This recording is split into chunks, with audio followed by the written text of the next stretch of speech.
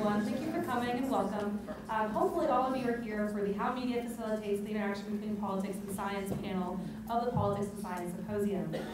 Today we have three panelists available for you all. We have Dr. Glenn Nowak. He is the former Media Relations Director for the Center of Disease Control and currently serves as the Senior Advisor for the Director of the CDC's National Center for Immunization and Respiratory Diseases. We also have Dr. John Stemmel, who is the Director of the Health Communication and Research Center for the NU School of Journalism with us, as well as Alan Ludwig, who is the Deputy Associate Administrator for Communications at Public Outreach at NASA headquarters. They are available to discuss anything that relates to the media and how we deal with politics and science. So hopefully you'll have wonderful questions for them, and we're glad to see you all here. Thank you. Let's start. So I start. Okay. Well, thank you. I'm Glenn Nowak, and I've been at the Centers for Disease Control and Prevention for about 13 years. I started as the Director of Communications for CDC's National Immunization Program, and we did a lot of public education, a lot of campaigns work, a lot of risk communications work, and spent 6 years following that as Director of Media Relations for the Centers for Disease Control and Prevention, including leading our response through the 2009 H1N1 pandemic.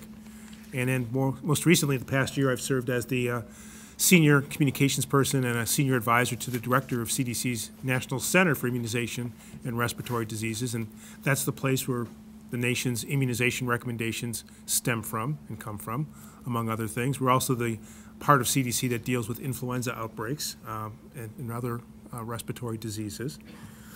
And I don't know if people want to just do brief introductions. Is that the plan here? We didn't have a plan. Okay, we'll make it up on the fly.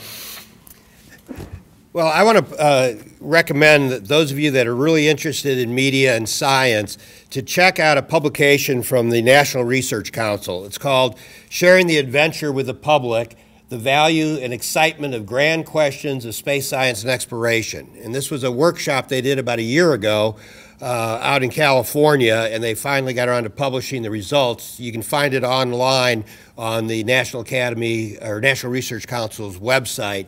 But they spent a whole day where they brought together scientists and engineers with people from the media to talk about how do you communicate science in a meaningful way to the public.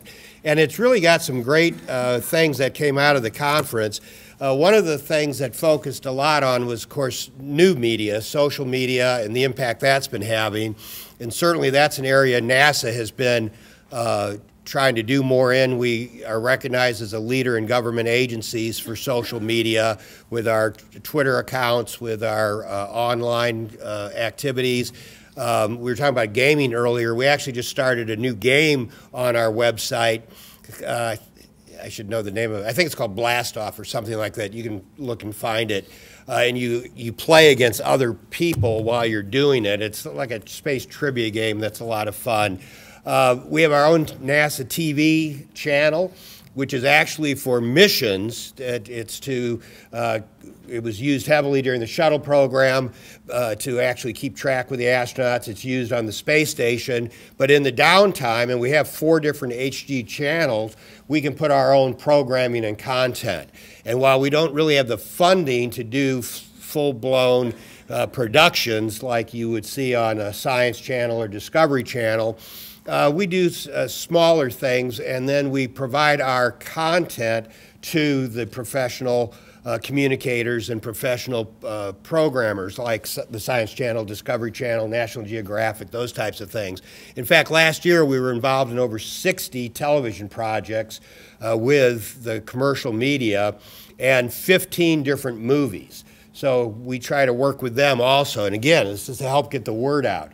And we've been given Webby Awards. Our website has been given awards. Our Twitter has been given awards. We've got an Emmy for the work we've done in filming. And yet, with all these channels we have to communicate, people still think we're out of business. For those of you that weren't here in the first panel this morning, I was telling the story when I came through the TSA agent at National Airport. I showed my NASA badge, and her question was, geez, it's too bad NASA's out of business now. And those kind of comments just drive me, I start to go crazy, because as being a communicator, we should be doing a better job, and somewhere we're missing the boat. So one of the things I'd like to hear from the audience today is how do we do a better job of getting our message out? We work with the media, since that's the topic here, we work with them a lot, but one of the problems that I see across the board nationally, and I wonder what you guys think, but the people that cover science issues is decreasing, especially with major news publications, and I would think even probably on some television reporting, that type of thing. So it's getting harder to get that message out in the traditional sense, the way we're used to, so we're trying to come up with new ways to do that. So I'd really like to hear from the audience about what are the best ways to communicate. How do you get your information about science? How do you use the media to do that? And how can we do a better job? Well, I'll kind of jump from that point. I'm John Stemmel, the director of the Health Communication Research Center here at the University of Missouri School of Journalism. We deal a lot, all we do is basically health and science communication. We try to get messages that are sometimes difficult out to the public to try to increase understanding about health and science. The reason that I'm here, one of the reasons, is a grant we have from the Howard Hughes Medical Institute called C3 is the overall name, but SciExchange is the one I'm involved with. And what we're doing is we're teaching undergraduate science students how to communicate directly with the public. So we're foregoing the media entirely and trying to teach them how to describe the work that they're doing in their labs and work going on campus to the lay public. So the hardest part we've found is having them learn English again. And you may wonder, what am I talking about? Well, we found that most of these students have been in a lab situation for about a year or two. And we find that even 1 year in the lab, they pretty much lose all capability of talking with a normal, this is going to sound wrong, a normal human being about topics. So what happens is we'll ask them on the first day we meet them, what do you do in your lab? And when I get back, I would need 15 minutes Google and encyclopedia to figure out what the heck they're talking about. Usually after several questions, they finally can talk to me in a way that I understand. And the reason for this that we found is when they're in the lab, especially when they're juniors and seniors, they get in these labs and they're only around people who deal with the exact topics they're dealing with. So they never have the need to speak about their work with anybody else. And we've asked them, well, when your parents ask, what do you do, or your grandparents or your siblings, what do you tell them? And usually I get one of two answers. Either, well, they usually don't ask because they know they don't understand it, so it doesn't come up. Or I just tell them, I do science stuff in a lab. And so we're trying to get beyond that. So what we have these students doing is they have to do blogs on a regular basis, explaining what they're doing, how they enjoy the experience. And I tell them, you can talk about, you know, I love all of a sudden having an outlet to talk about these things, or I hate what these journalism people are making me do. It can be either one of those things. They also write stories about things going on in their lab and science research on campus.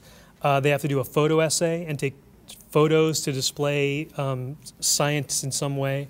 And right now they're working on videos, which is probably the hardest thing they have to do. They're not happy with me right now. I don't know if any of them are here, but they would probably attest they're really not happy with me about doing videos. But we're finding a lot of things. Overall, all the students seem to really enjoy the experience. They're finding that it's going to help them later in life, especially when they're having to talk to funders and legislators.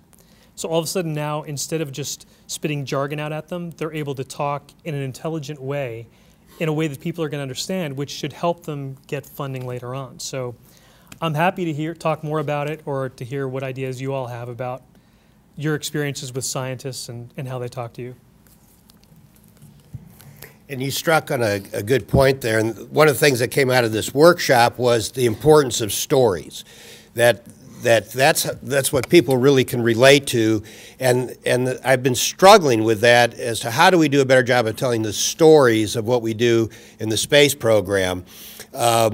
And especially now that we've had the International Space Station has been up for 11 years, that has been with crew members all that time.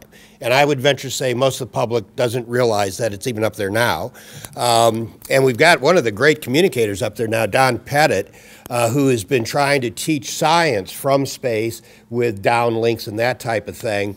but we need to do better jobs on storytelling. I think the problem we ran into with the space station is in the early days when we were building the space station, and even in the first 10 years of operations, the publicity that we would put out about it was all about, well, today the shuttle's launching 800,000 pounds up to the space station.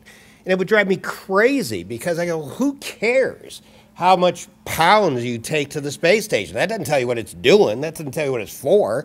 And I remember having this debate with the administrator at the time. This was my last time I was at NASA in the 90s. I said, they're building a building across the street. How many pounds did they put on it yesterday?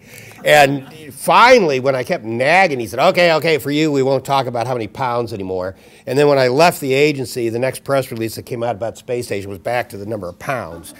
So we need to find better ways of communicating those types of things.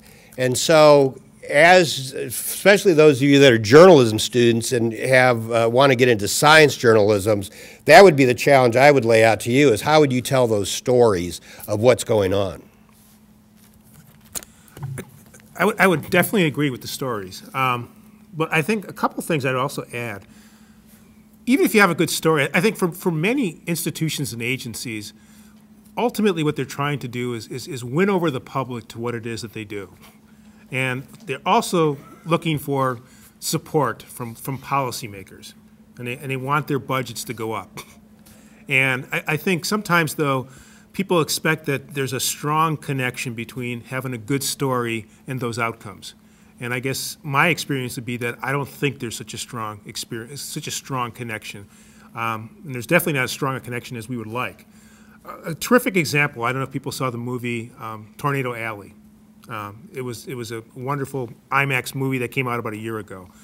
It was about a 45-minute long, really good movie. A lot of it was an infomercial for NOAA, the group that chases tornadoes.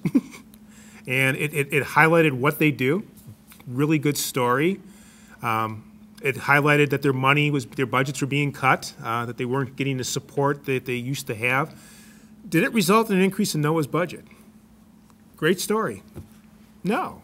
And I think so. Sometimes, we oversell the impact or the potential impact of stories. Contagion. A lot of people probably saw Contagion. Contagion was a movie that CDC was heavily involved in, and it told probably a really good story, mostly accurate. There was some creative license there. Has it led to greater love and adulation for CDC? I don't know. Has it affected the CDC's budget in the current fiscal climate? Definitely not. But it probably, from anecdotal evidence, probably has increased hand washing in America, which may be a good thing, or which is a good thing. And so I think we often have to recognize that we absolutely need good stories. Good stories help tell the story of agencies and what science does. But you got to be mindful of your expectation. I mean, just because it's a good story and it's well told doesn't necessarily mean it's going to achieve the goals and outcomes that you have in mind as a manager. The other thing about stories, and again, it's often overlooked, is what makes a good story. Think about movies that you've seen. Conflict, controversy, right? More than one side. And so a lot of times when agencies say they want a good story, they don't really want the conflict. They don't want the controversy. They don't want the other side. They want it to be a one-sided story about, look how great this program is, or look how great these people are. And, I don't dispute that, and I we try to do that at CDC, but I think if you look at a lot of media stories and a lot of the most successful popular films, you will see they often have a victim, they often have a villain, and they often have a hero. They often have different points of view. And so stories, yes, you need them, but I think you have to be a little bit more sophisticated in how you view them, and you have to be a little bit more reasonable in terms of what your outcomes are, what your expectations are. In the back. Yep. Yeah, Jack? Glenn, so given that approach and your current job, which is to try to explain to people why they should be immunized, as I'm sure you know, that's a decision that is made for a variety of reasons. How are you grappling with that? You must be up against a good one. Well, fortunately, I guess it's a very good question. I mean, it gets back to one of the points that was just made, is that we have to focus on the benefits to individuals as to why to get immunized, rather than talk about other things. we're also fortunate in that at the end of the day, most parents and most people look to their healthcare provider. And so we do a lot of work with healthcare providers, and we arm them with a lot of information and a lot of resources. One of the things that we most recently did at CDC was develop a new resource kit for the nation's physicians and pediatricians, because we heard from them that they needed help talking with parents, talking with patients about vaccines, about vaccine-preventable diseases, why these things are important. And so we did a lot of research with parents. We did a lot of research with pediatricians, did a lot of research with nurses, because it turns out nurses are one of the primary information sources for parents. And we developed a resource kit. And we've been rolling that out in the last month or so. And so far, a lot of the doctors and nurses who have used it and seen it have said that this has been really helpful. If you look at that kit, it's organized so everything is user-friendly. It's written in layperson terms, easy to understand. Parents told us they wanted to know about vaccine-preventable diseases and why they should get their child immunized, and they wanted stories. And so we actually have stories. We have little vignettes, and they're from real live people who either their child got the vaccine-preventable disease because they were too young to be vaccinated, or they couldn't be vaccinated because they had cancer or some other condition, or their mom or dad, their parents thought that they didn't need to be vaccinated and something bad happened, and now these people are saying, no, that was a mistake and I want others to know about it. So that's how we have turned that into communications and stories. Do you include any bad stories in that? I mean, anyone who's said they got their vaccine and they, for whatever reason, think that they've got some disease from the vaccine. I mean, do you include any of those stories, or do we assume that they're wrong? Well, we've got information on adverse events and things that can happen after vaccines and things that you should be watchful for. One of the challenges with determining a causal relationship between vaccines and bad outcomes is it's very often hard to do. Because there's a lot of other potential variables that could have caused that outcome. And then we also have to be mindful that whatever stories we use, they have to be people who are willing to make themselves public. And a lot of people, when it comes to medical issues, are not so willing to make themselves public. And there are other organizations out there that don't like vaccines that take care of that, putting the stories out about potential adverse events. Yeah, one of the things that was mentioned earlier was the fact that the numbers of media who specifically report on science is declining, and declining massively, to the point where now you have, if science is done, it's just a general assignment reporter doing it. That's one of the reasons that with SciExchange, we're trying to teach the scientists to take their stories directly to the public. We're kind of bypassing the media entirely. And we're also trying to teach students to think outside the box to tell their stories. So instead of just a written story that you might write up and email out to the media or email out to the public, putting it on blogs or creating videos. Like, I'll give you an example. We had a student who wanted to do a video about his lab. And we said, okay, that's probably going to be really boring. What can you do to make it more interesting? Eventually, he came up with, have any of you familiar with MTV Cribs? Okay, so what he did is he basically did a video about his lab in MTV Cribs style, where it was kind of, here's my lab and it's this many square feet, and hey, check out this guy who's looking in the lab fridge and what's in there and all that sort of thing. So I think thinking outside the box and experimenting with new things. I mean, with social media as powerful it is, and with all that you can do with digital technology, this is the chance to really capture people's attentions. There's a video that I show in my class. It's a Lady Gaga parody all about science that's gotten like 1 million something hits. You show that to a student and they're like, oh, okay, I never thought about science, never thought about my lab in that way. Because what we find is this, we ask the students, well, okay, let's do something about your lab. And they say, my lab is boring. And I'm like, I bet if I went to your lab, I'd find a ton of stories that I would think are really interesting. You're just around it too much. So there's a lot of change that needs to take place, both on the side of the media and the side of the scientists. I think there needs to be a little bit of give on both sides of that. So, Question. What would your thoughts be on stuff like, I don't know, say Bill Nye type use of it, and like how it kind of in essence dumps it down to where it's interesting, and then also when people put in experiments on YouTube and how they get a lot of hits because they're interesting experiments, but you're also being messed about I mean, I don't have a problem with Bill Nye the Science Guy or Carl Sagan or any of those kind of folks, or Sid the Science Kid for anyone who has little kids. You know, all those are great things. I don't think you're dumbing it down. And I think it gets a bad reputation for dumbing it down. You're making it understandable and relatable for the public. And I think there's a difference. I think especially the science community needs to understand, you need to understand your audience. When you're speaking to your colleagues, speak in all the jargon you want. However, if you really want to get your message out to the public, you need to meet them halfway. You've got to make the messages understandable. And Bill Nye does a great job at that. I think putting experiments up online is a good thing to do as well. I mean, if the average person, when they thinks of a lab, they think of a scientist in a white lab coat with beakers and pipettes and various microscopes and that sort of thing. Every lab is different. They're not wearing white lab coats. Some of them, are wearing shorts even. I mean, so scientists are not what you're thinking about. And so the more we can do to get it out there, the better I think we are. Since there's so many students here, and one of the criticisms at NASA has been that we are missing the boat. We've totally not engaged the 18 to 28-year-old demographic, that they just don't care about the space program. I'm not positive that's true. I certainly see good turnouts at any space conference I've been at. But I'd be curious to know of those in the room, kind of how do you get your information? So if I could just ask, how many people Twitter? Do you only want the under 28-year-olds? No, I want you to. No, this is for everybody. So how many people Twitter? How many people go to the web to get their information for research? Because one of the things people have told us is that students do not go to NASA.com or NASA.gov for any information about space. I find that unbelievable because we're like the highest used government website, but okay.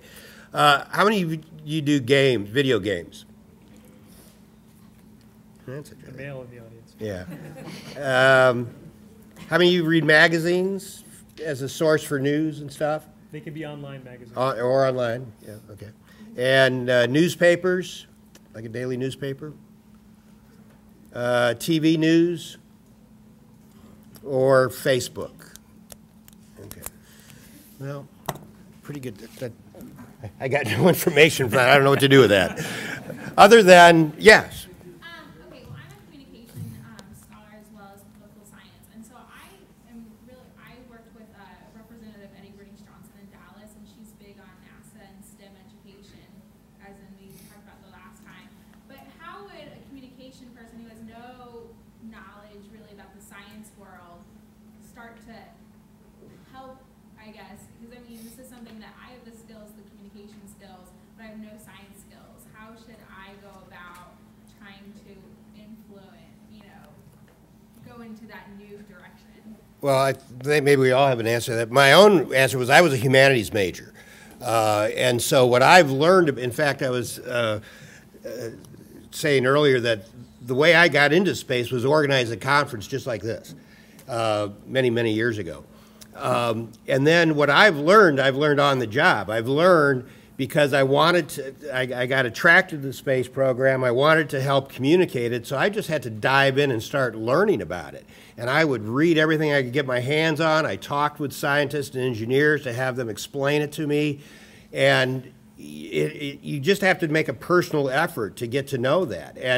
And I find that I can communicate it well enough, but I always feel a little off because I can't get into as much detail as I might like that a professional scientist or engineer would, but at least I can get enough of it out there so that if the person wants to find out more, then I can point them to somebody who will give them the more in-depth information. And what we find at NASA is that people have a kind of a general like of NASA. It's kind of broad, but it's not very deep. They don't know why they like NASA. They don't understand what we do.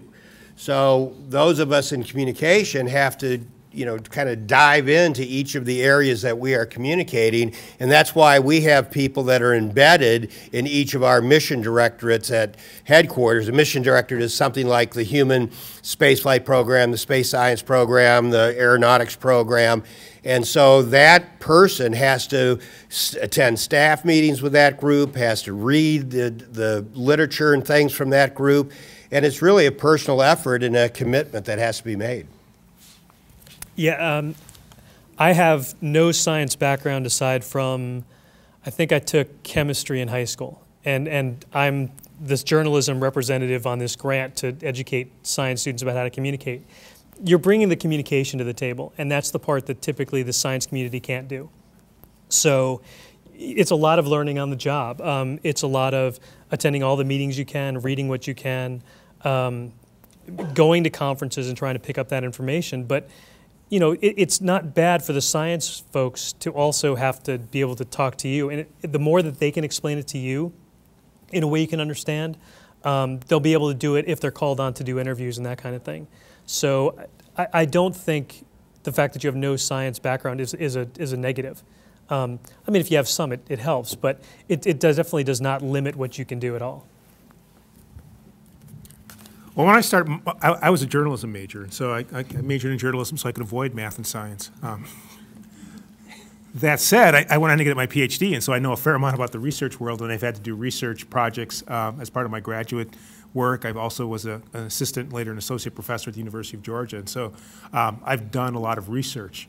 And that part of it has helped me at CDC, no doubt, because I can understand what the scientists and the doctors and the epidemiologists are trying to do with their research studies, how, what their goals are when they're trying to put something out for a journal for their peers. The flip side is I think my communication training has been invaluable. One, it's helped me be able to translate their jargon into words and terms that a broader audience can understand. I mean, if I can't understand it, somebody else who's not a scientist or not a doctor or epidemiologist is unlikely to understand it. I learned a lot of good skills as a journalism major, being able to write quickly under pressure, being able to think in terms of headlines. I often tell people, if you want to get media attention or public attention, what's your headline? I mean, what's the 5 or 6 word or 8 word soundbite here that's going to attract their attention? Being a journalist, you learn how to ask questions and how to listen to people's answers and how to ask good follow-up questions. And so I think there's a lot of things that communications people bring that are really helpful when it comes to helping scientists and doctors and engineers be able to tell their stories or surface their stories and then tell their stories to the public. Can I maybe just follow up on this with a little anecdote? I'm the director of astronomy here at NU, and I do, I have a loud voice, I don't even, I do a lot of outreach because if you're an astronomer, that's what you do. But it's still something that I think, working with communications people, every month we have a talk. I don't write the media advisory. We have a press office that does that. And it's good for me to see how they do it. It doesn't mean that I can't do it. But sharing that means that you get a better product, that you have the scientists collaborating with the communicator, gives you a better product. One example of this is, last year I was interviewed by someone from the J School who was writing an article for a science magazine for 5-year-olds. Now, I actually have a 5-year-old, so I do know how to talk to a 5-year-old, but the average scientist doesn't spend their time talking to 5-year-olds. What she did was to interview me and then transpose it and make it appropriate to 5-year-olds. And it is a wonderful article. I learned a lot myself about how to talk about this to a young level, despite the fact that I have preschoolers visiting my observatory once a month. This collaboration makes both sides stronger, and so I think it is a really valuable thing to do.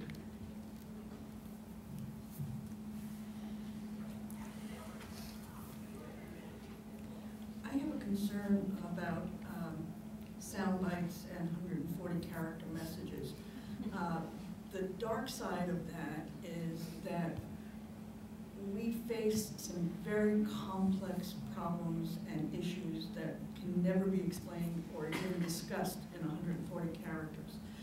And one of my idols one of my heroes was R. Buckminster Fuller, the designer of the geodesic dome, and he was saying this back in the 1940s, that his concern was that our attention span was getting shorter and shorter and shorter, while our problems were getting bigger and bigger and bigger. And so my concern about media, and I understand the pragmatic necessity of trying to get people's attention in a world where there's so much competition for attention going on. But my concern is one of the reasons Congress is in deadlock and citizens are frustrated is because we only discuss things in sound bites and 140 character messages, and we're not really communicating, and we're not really being able to address complex problems that require deeper communication rather than broader communication. I'd like your comments. I guess I would agree with some of that. I mean, I don't think 140 characters is enough to get into a policy debate, but I think having watched this.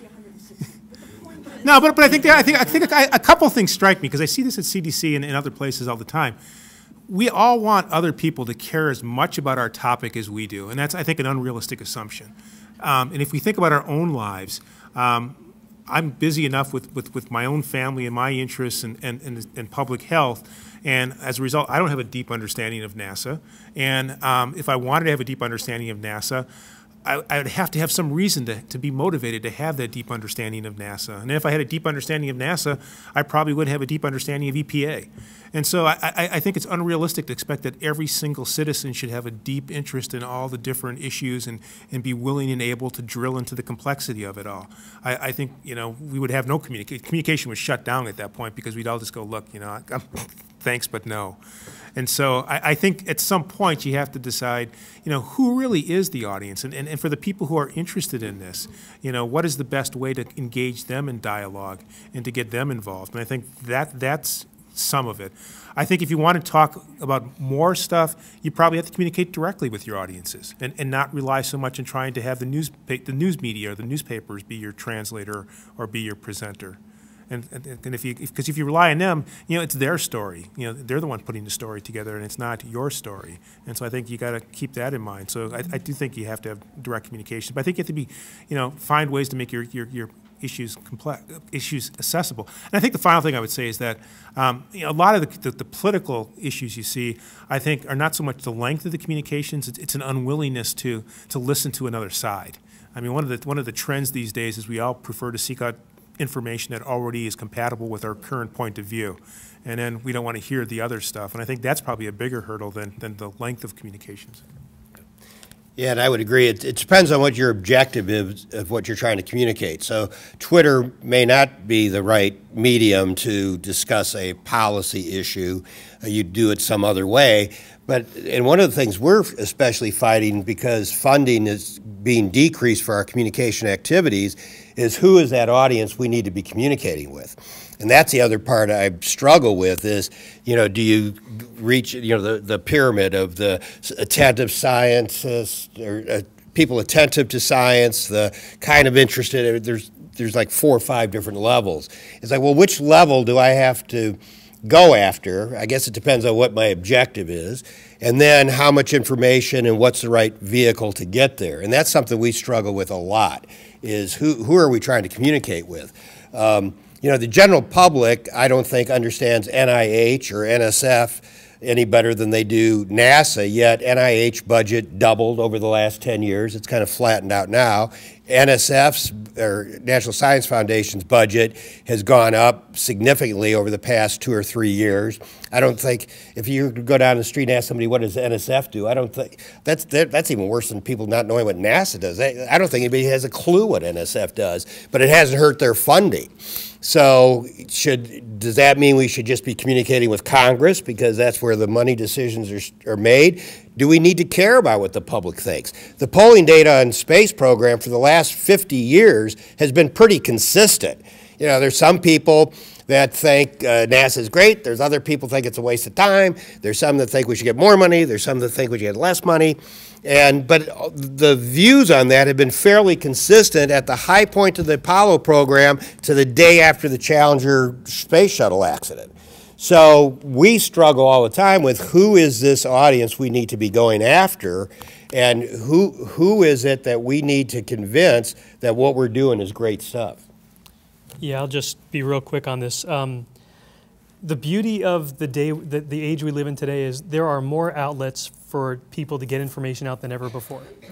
However, you don't have to use them all. I mean, I think we have 11 different grant and contract projects involving health and science communication right now. For a lot of them, we don't bother with Facebook. Facebook is not where our audience is going to go for this information. Similarly, let's say you do, let's say, I know for CDC and NASA, they probably have an outlet for YouTube, Facebook, Twitter, and everything else under this. Do you have Pinterest yet? I got to learn about that. Okay. They just told me I got to learn. So maybe soon, Pinterest soon coming to NASA. But with that, you might describe, let's say you have one message you want to get out through all your channels. You may do it one way on Twitter, and you should do it one way on Twitter, and do it very differently on Facebook because you have more room to work with. So Twitter, you might just put a very short, like a 4-word explanation of what it is, and then a link. Facebook, you might put a link, but you might be able to explain it a little bit more.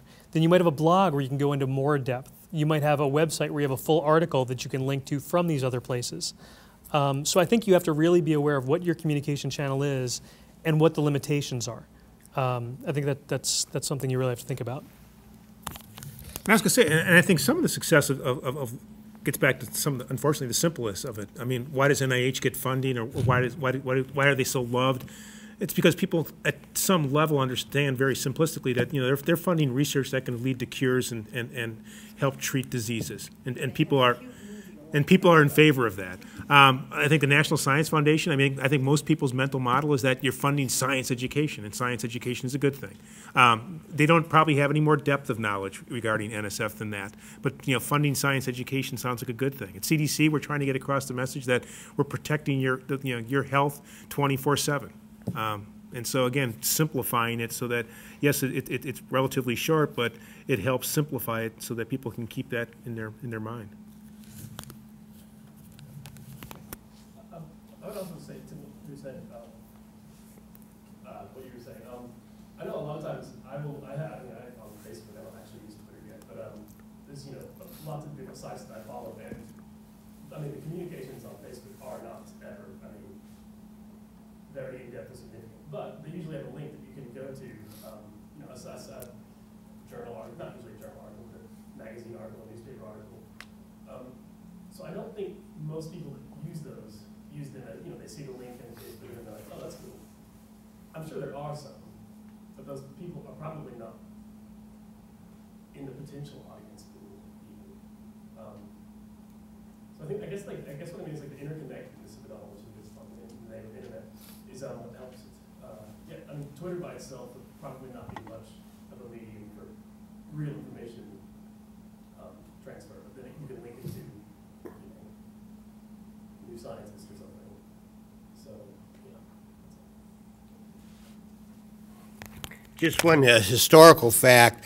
I used to manage the Teacher in Space program as part of the Spaceflight Participant Program, and the second opportunity was for a journalist. And it was the Journalists in Space program, and we went to the Association of Deans of Journalism. That's not the right title, something like that.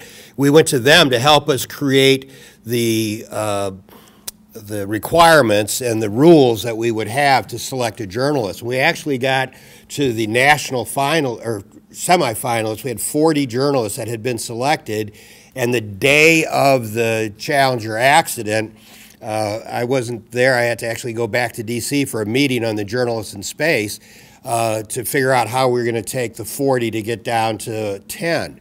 But one of the interesting things was with the teacher, we actually hired Krista McAuliffe and the 10 finalists to work with NASA. They were going to work with us for a year after the flight to help communicate what was going on in the mission and what her teaching the future was all about. The journalists didn't want any part of that. They didn't want to, they weren't going to come and go through we had a conference for all the state finalists, teachers, where they came, we gave them a day-long kind of a NASA seminar, if you will. And the journalist said, we ain't doing that. We're not coming to your program. We're not going to be forced to do that. We want total freedom when we're on the flight. We don't want to have to listen to the commander, which was a non-starter. And there were a lot of rules that we found to be different for journalists than we would have for any of the other categories. The third category might have ended up being an artist, although we could never quite figure out how do you define an artist. So I just thought I would share that with you, because for years after the Challenger accident, the teacher in space program was put on hold. The backup teacher, Barbara Morgan, actually became an astronaut. That was the deal we had to cut in order to get her to fly, because people said, well, civilians don't have any business on the shuttle anyway. So she became an astronaut and actually flew about 3 or 4 years ago, 25 years after she was selected. So she really stuck to it. And then for many years, I would hear from those 40 finalists, the journalists, that say, when are we going to take the next step? Well, it got to be so long, and some of them had gotten pretty old. Some weren't even journalists anymore. And so we kind of kept kicking the can down the road and never did it. They got very irate when it ended up that Russia flew the first journalist to the Mir space station, and it was somebody from China, from Japanese. Got to go. So we've never done the journalist in space. When I worked for Zero Gravity Corporation, which is a company that will, you can pay to go up and do parabolic arcs on a 727, and then you go weightless for about 30 seconds, which is a great thrill, by the way. And we took journalists on that routinely because we wanted them to cover the story, and hopefully they would tell the story about how much fun it was and not use the word vomit comet anywhere in their story, which is the way NASA always promoted it. That shows something about NASA's ability to market. For years they talked about one of the most fun things in the world that you did on the vomit comet. So that word was banned from us. So we've flown a lot of journalists that way. It'll be curious to me if journalists fly on these suborbital flights that are coming up. Of course, it's being led by Richard Branson. He's probably the one. There's several companies competing. I think his company, Virgin Galactic, will probably be the one that flies first. He will actually be on the first flight with his family. But I'm going to wait to see how long it'll be before a journalist flies on a suborbital flight, whether or not any of these companies will give that freely, which becomes an ethics issue, or if a company is willing to pay the $200,000 to have their journalist be the one to be the first one to report from one of those flights. So those of you that are journalism majors, maybe we'll see you someday on a suborbital flight in the not-so-distant future. Anybody else have questions? Back there. Well, I was just going to say, I'm a journalism student, and one of the things that I've learned very well is that people will care about something that relates to them. And I know that that's sort of tricky with science because, on the one hand, a lot of the times the things you're researching, you don't know what they're going to find. But on the other hand, obviously science is what drives innovation, and so things that you all are creating all the time are very important. And so you really have to present information that will make people care, because you talk about Facebook and Twitter. You don't just want people clicking on the links. You want people retweeting it and sharing it on Facebook and saying it matters. And so you really have to frame it in a way where people understand how it relates directly to their lives. Yeah. Yeah, I can talk about that a little bit. One of the things that I work with the science students is they'll explain to me what they're working on, and I immediately ask them, okay, so what? Why do I care? And then we keep going through that over and over again until they finally tell me, oh, this could lead to a breakthrough in AIDS research. I'm like, okay, now I understand. Now I see what the point is. What journalists need to understand is it might take 10 or 20 years to get from this work that they're doing to that step, and not the headline should not be scientists about to have breakthrough. Avoid the word breakthrough. About to have breakthrough in AIDS cure. Well, no, because it's 10 to 20 years down the line. But you do have to understand what that so what is, what that's going to lead to. How many journalists are in the room? Okay. I'm going to say, now I am on the Stratcom side now. I was formerly on the journalism side, now on the Stratcom PR side. So understand where I'm coming from. But one thing that journalists, especially covering science and health, should do more of is when you have your story done, or when you're working on your story, don't just check your quotes. Give your story to the source to make sure your facts are right. You're not saying that they're going to change the story. You're not giving them editorial control. But you are saying, I just want to make sure my facts are right. I want to make sure I'm reporting accurately. I know it's controversial in the journalism school to do something like that. But if you do that, you're going to develop a lot more trust with the science community, and you're not going to have as many errors happen. From the work that we've done just in the past year and a half with SciExchange.com, or .org, I think it's .org. Check it. If you type in SciExchange in Google, you'll find it.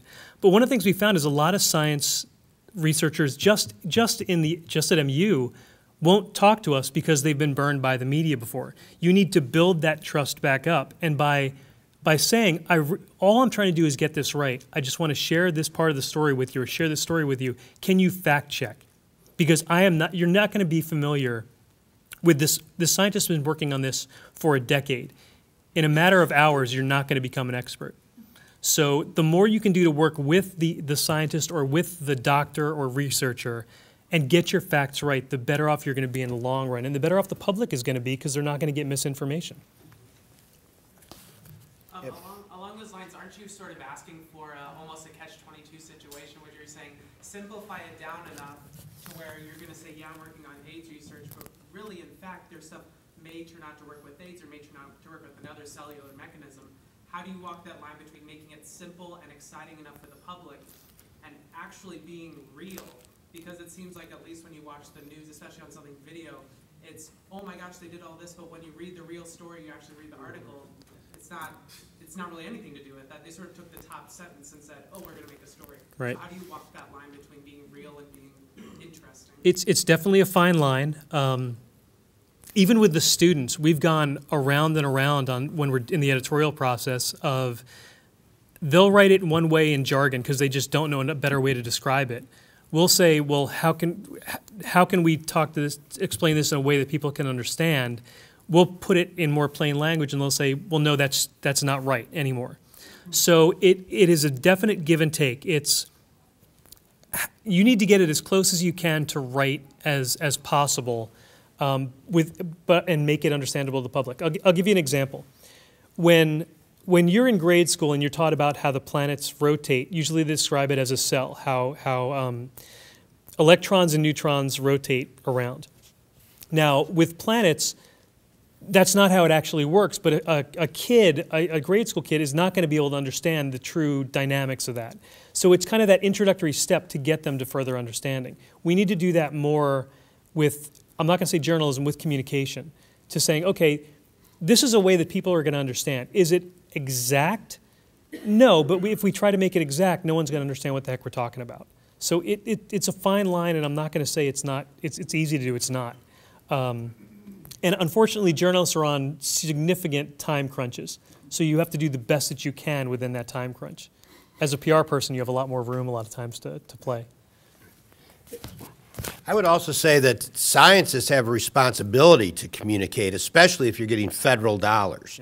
And I will never forget an incident burned in my mind when I was at NASA in the 90s, and the administrator at the time, Dan Golden, was a very enthusiastic and passionate speaker and great communicator. And I happened to be in his office, and we were watching a press conference that was going on down in the NASA auditorium about a mission that was going on to Jupiter at the time. And they had 2 rows of scientists on a platform, and each scientist was talking about their little piece of the mission and talked in the most excruciating, I don't know what language it was. I couldn't understand anything they were saying. And Mr. Golden went crazy. He started screaming at the tower, how dare they do that? They're talking down to the American public. They need to explain this. It's the taxpayers' dollar. And he went down after the press conference and reamed every one of them and said, don't ever do that again. Make sure that you know how to communicate. But at NASA, so often, a press conference is used as a way to reward the scientist who's worked so hard on that program. And I think that's okay, but then the scientist has responsibility to be able to communicate what they're doing in an understandable way. And, you know. Okay, I just want to follow up on that. So maybe 6 months ago, maybe not even that long ago, there was a story that came out of the Kepler mission, which was the first time we had actually found planets around a binary system. That is to say, that a planet has two suns, okay? Right. The genius of the people at NASA was that they had a press conference that involved the scientists and people from Industrial Light and Magic, that is the special effects people from Star Wars. They showed clips of Luke looking longingly at these two suns. What was embarrassing to me as an astronomer was that the guys from Industrial Light and Magic were so much more fun to watch, were so much more entertaining, and so much more informative than the scientists in there. And that's a really good example of how science people need to learn how do I get this, how do I tell this to my 5-year-old? If you can't do that, then you shouldn't be in the press conference. Yes. I'm currently a political science student at the university, and I used to be in journalism. So how do you all foster an environment where you can work with public policymakers to make effective and thorough science-related public policy, but then also make sure that the media covers it in a way that will encourage the average citizen not only to take note of the policy, but to encourage its passage and it becoming a real law within the United States? How do you bridge the divide? Well, I guess a couple things. First, you can't make the media do anything. Try that. Well, and the other thing is you always have to be mindful that the media is not a monolithic entity. And there's a whole spectrum of media out there, and they all have their own particular point of view, and they're all trying to maintain and grow in their audiences. And so They're all liberal. I wouldn't say that. They run the political spectrum, I think, is fair to say. And so you're going to always see that play out. And so you may be loved in half of them and not so loved in the other half. So I think that's one thing. Some of the things that we've done at CDC with respect to journalists, we have brought them to our campus. We have a program with the Association of Healthcare Journalists where we bring them to our campus for a week to meet with our experts on a wide range of topics that are typically in the news, and these are on-the-record background briefings. But they don't come with the expectation. Some do come with the expectation that they have to get some stories out of that because that's how their editor justifies them spending a week at CDC. For H1N1, we brought in August before the fall-winter flu season, we brought about 50 or 60 journalists to the CDC campus for 2 whole days of briefings on flu and flu vaccine to give them a sense of how that flu season could play out, to answer their questions about flu and flu vaccine. And one of our primary points was that we don't have a crystal ball. This could play out any number of ways, and you shouldn't be surprised if it goes this way. You shouldn't be surprised if it goes that way. You shouldn't be surprised if it goes this way that we do this.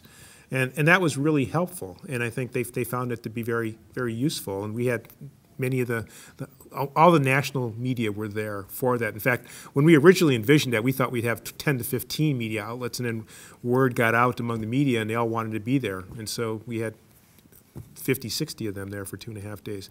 With policymakers, we spend a lot of time. We like NASA have an office in Washington D.C.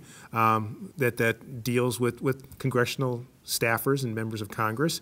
Our CDC director and others are constantly doing briefings of staffers and members of Congress on various health issues, and that goes both ways. There are health issues that we have that we want to brief them on, and then there are health issues that they have that they want us to brief, so it goes both ways, and we spend a lot of time doing that. At the end of the day, I think that's all very helpful and very necessary, but sometimes when it comes down to is, science gets you so far. And then when it comes to what do you do with the science or what do you do as a result of the findings, that point can sometimes be value judgments, and that's where it gets political. Is, you can look at this and say, based on the science, it looks like we should embark on a $100 million, program. And other people will go, whoa, not in this current fiscal environment. And that's where it gets political. So the science gets you to a certain point, but the science will probably never be able to just lead you down a path without anybody raising objections. And that's a good way for me to segue, because actually what you just said, most people are familiar, I'm a scientist, with BPA, bisphenol A, into water bottles, and they've heard about that. And then my actual research is on the cash register receipts and how it crosses through the human skin within about 15 minutes, because BPA is also used as a developer on the receipt paper. So I'm in the lab doing a lot of these projects, and then we have clinical trials as well. But trying to get that message out, we're not always out of the lab working in policy communication.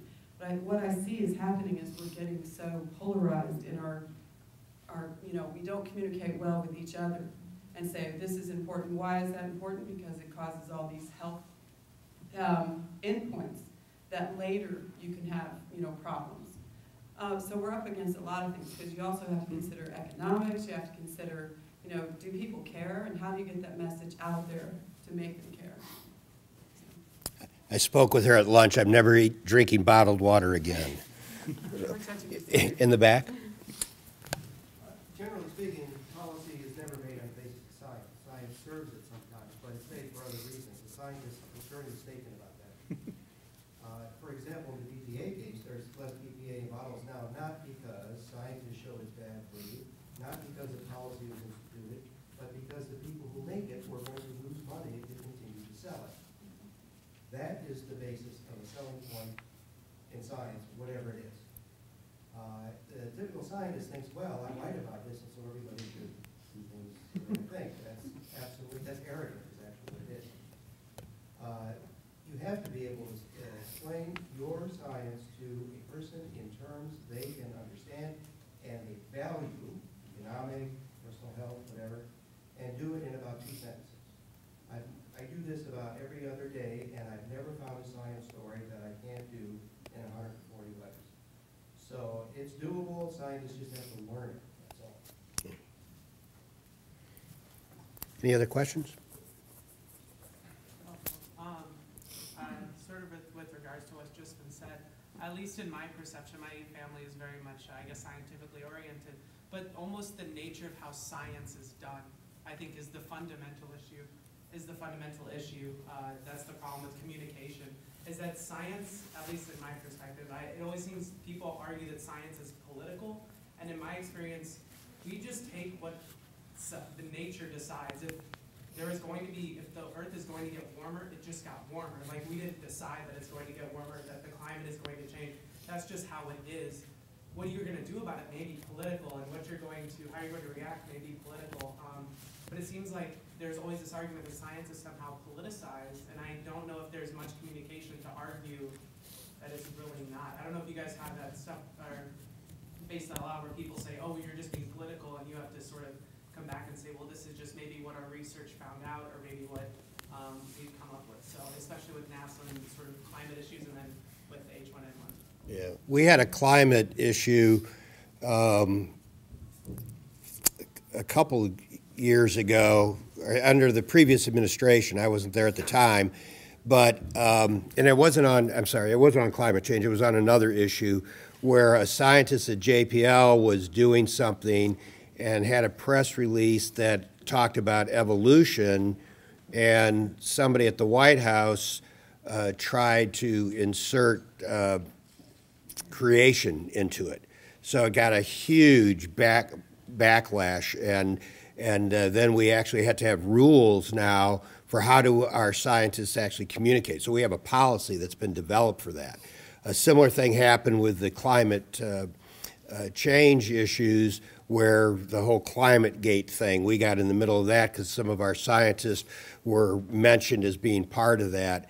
And so they felt their work was under attack politically from a certain side of the aisle that didn't like what they were doing.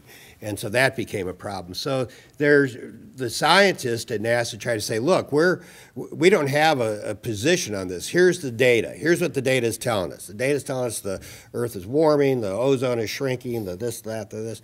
And then how that is interpreted is up to the journalists that then take that work and talk about it. So it's kind of a fine line, but our scientists try not to get involved in the political part, except for one guy. Dr. James Hansen up at our Goddard Institute of Space Science in New York City is on his own time, and trust me, there are politicians that track how he fills out his time card, is out protesting against coal, against the pipeline that has been talked about. He is very passionate about global warming and climate change, and he's out there on the front line. But for the most part, the scientists try not to get involved in the politics. They just say, here's the data, and this is what it's telling us. Do you defend them? In that case, does NASA say we protect our scientists, or do you say, just like at a university like this, if somebody comes out with maybe not the best social perspective, but that's what their data tells them, do you guys say, well, these are our professors? Yeah, I mean, we don't throw them under the bus. We protect them. Do you say anything at all, or do you just let them sort of? Well, it's on a kind of a case-by-case basis as it comes up. I mean, we've done a lot to be supportive of Jim Hansen's right to free speech, for example. For the other scientists, we try to, if they come under fire, we protect them in the sense that we speak up that they're, this is what their data has said. So. Yeah, and I guess I would just caution, I mean, science really, for the most part, is not often black and white. We had a planet, for instance, for a while that was a planet, and then it became not a planet. And all the astronomers probably agreed for a number of years before they disagreed. And so, and there's a lot of social science work where you as the researcher scientist pick how you're going to measure it, what you're going to look at, and how you're going to interpret that data. Same is true in a lot of the natural sciences. And so, a lot of times, in the fact, you can look at the science publications in just about any field, and you will see a fair amount of dissent on major issues. And so science often isn't as black and white as the one example you described. Part of this comes back to the issue that we had at the last panel, which is that it's an education issue, not a politics issue. That the problem is that people are not taught the nature of science well. And if you don't understand the nature of science, it's very difficult to, the majority of people don't get how to interpret data or what it means to be supporting this. And even things like the issue of Pluto. I must have given the talk about why Pluto isn't a planet a dozen times by now. But it's a great way to explain about, well, science has rules and it's got some things that don't change, but then there are things that change. And it's a difficult topic to get into. And unless we fix that in education, we are always going to have a problem with that in policy. Yeah. In the back. So, were you saying that in terms of climate change, your scientists, for the most part, said that these are the facts and it was or was not caused by man? Because, I mean, that's kind of like the main issue with climate change is it caused by man or is it not? And then what, I guess, did you avoid that or did you advance it or? Well, I don't think I should respond anymore, other than the fact that I wasn't involved in that. And that's on the news side of the house. I'm on the public outreach side. So rather than say something stupid or get tweeted for saying something stupid again, there's actually was a book written about that whole incident of, I think it was the climate change one, that happened under the previous administration. So. And then also you mentioned earlier that the TSA agent said right. that NASA was business. If you could clarify what, I know a lot of us have heard about what the Obama administration has done to NASA, and a lot of us aren't clear. Can you clarify what? Yeah, when the Obama administration came in, NASA had a program called Constellation. It was a large vision, if you will, that was mentioned in 2004 in a speech, and what it was going to do was to build two different rockets, one to send humans to the space station and to low Earth orbit, where they would rendezvous with another rocket that was launched on a much bigger rocket. And then there was also a component of it to go back to the moon, and there was it was called Ares, I think, lander that was like 7 stories high, a giant thing that was going to land on the moon. Those were the components. And a new crew module to replace the space shuttle. What happened was, while it was a nice vision, it was never appropriately funded throughout the Bush administration. I mean, you can go and look, that's a fact. And so NASA, which it tries to do too often, tries to, when they don't get the money they need, they try to figure out a way to make it work, because they're, a bunch of can-do engineers. Well, we'll figure this out. Well, what was happening was, they weren't going to get the first launcher to go to the space station done in time because the Bush administration had said they were going to wind down the space station and, in fact, weren't going to fund it after 2015 and felt that it was no longer needed and it'd be better to focus on Constellation instead of the $2 billion a year it cost to run the space station. So what happened, though, in the funding shortfall and then in the just the delays that happened with development programs, that launch vehicle wasn't going to be ready till 2017. And then a presidential commission led by Norm Augustine, a revered figure in the aerospace community, former chairman of the board of Lockheed Martin, they and a lot of other people that were on that commission said, this program is over budget. They're not giving it the funding it needs. You're not going to be able to do any of this stuff till like 2025 of going back to the moon. That was just too long. It was too much money spent. Yes, they spent about $10 billion on that program over that period of time, but spending $10 billion wasn't an excuse to spend an additional $300 billion on something that wasn't going to work. So Obama came in with a different philosophy that said, let's rely on the commercial sector to get us to low Earth orbit.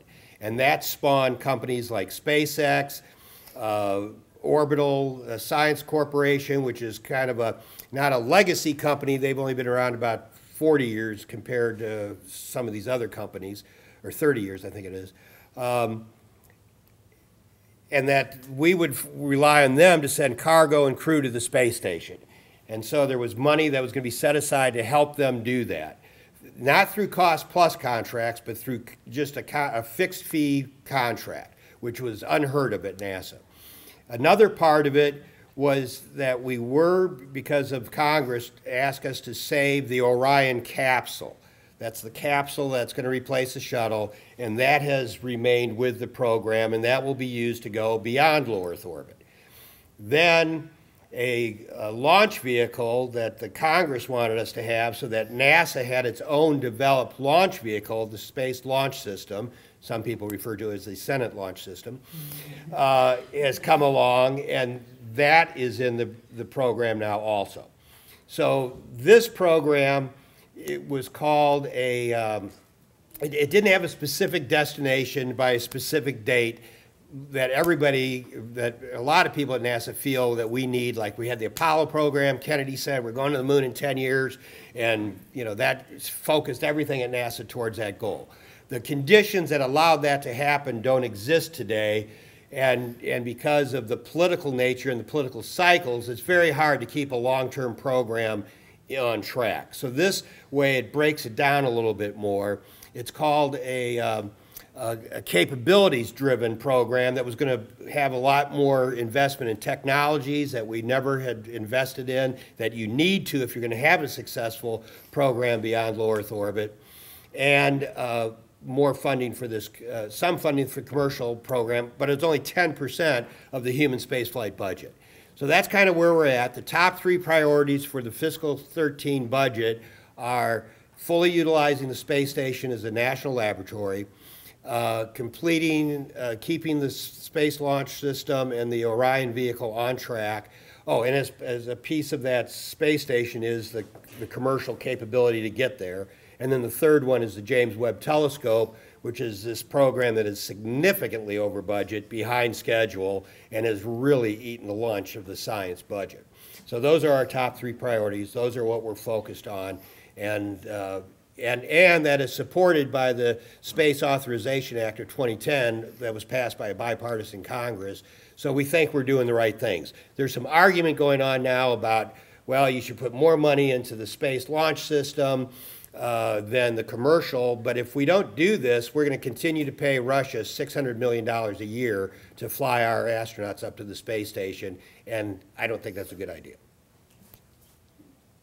We got time for one more question. Over here. I was just going to ask, when are we going to Mars? In the president's plan, although there's not much funding specifically for a human to Mars program right now, but his vision was keep the space station flying until 2020, have a human mission to an asteroid by 2025, and then a human mission to Mars by 2030. And so we will see if the funding and the nation's will is there to match that vision. The reason I like to come talk to college students is because you are enthusiastic and you have dreams and you have you're still inspired and you're not cynical like the people I have to work with every day. So I leave these things recharged because of the fact that I do believe there's hope for the future. I do believe there'll be a strong space program. And as I said this morning, and there's even more students here now, we, the adult population, are giving you a perfect space program. Don't do anything to screw it up.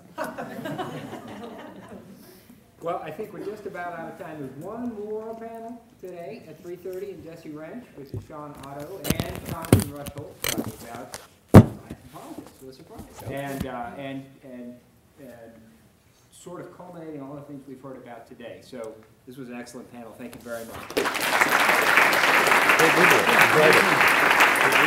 Take care.